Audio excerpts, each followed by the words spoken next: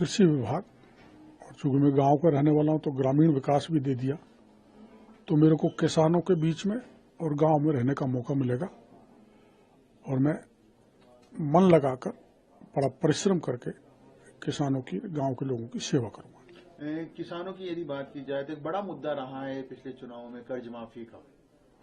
वो तो मुख्यमंत्री जी के स्तर का मामला है।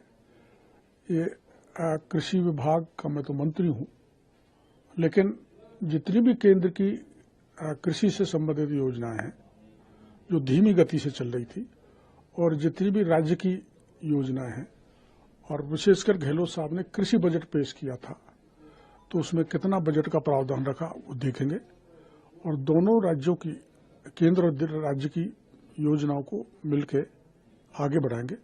अधिक से अधिक किसानों को और गांव के लोगों को फायदा जो इन योजनाओं के थ्रू मिलता है वो दिलाने का प्रयास करेंगे। मीणा साहब, राजस्थान की राजनीति में किरोड़ी लाल मीणा का नाम संघर्ष के लिए जाना जाता है। पिछली सरकार के कार्यकाल में जब कांग्रेस की सरकार थी तो सबसे ज्यादा आंदोलन करने का जो श्रेय था वो आपके पास ही था, सड़कों पर उतर के आम जनता की। मैं पिछले में नहीं, मैं तो 1978 से कर रहा हूं, और भैरू सिंह जी से प्रेरणा लेकर, और जनता के बीच में बना रहना, जनता की समस्याओं का समाधान करना, लोकतांत्रिक तरीके से आंदोलन करके सरकार के सामने पक्ष रखना और उनको मदद दिलाना, ये मेरे स्वभाव में है।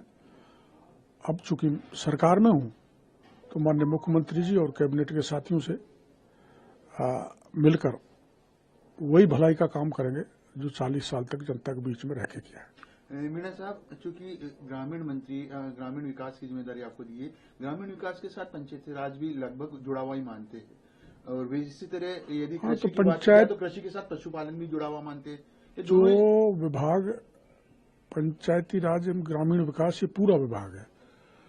पंचायती राज माननीय मदन दिलावर जी को दिया है और ग्रामीण विकास मेरे को दिया है।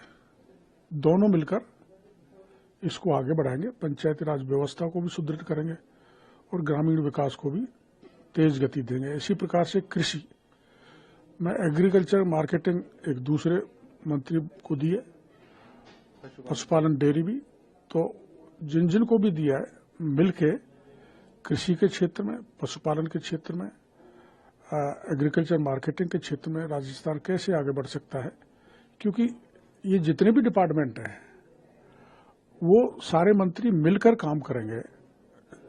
ये टीम इसीलिए बनाई है कि मेरे को कोई चीज किसी दूसरे विभाग की ज्यादा जानकारी है, जैसे स्वास्थ्य विभाग है तो स्वास्थ्य मंत्री के साथ शेयर करूंगा, वैसे मेरे विभाग में जो कुछ पूरे कमी कुछ रह गई है उनकी पूर्ति सहयोगी मंत्रियों के साथ मिलकर करेंगे।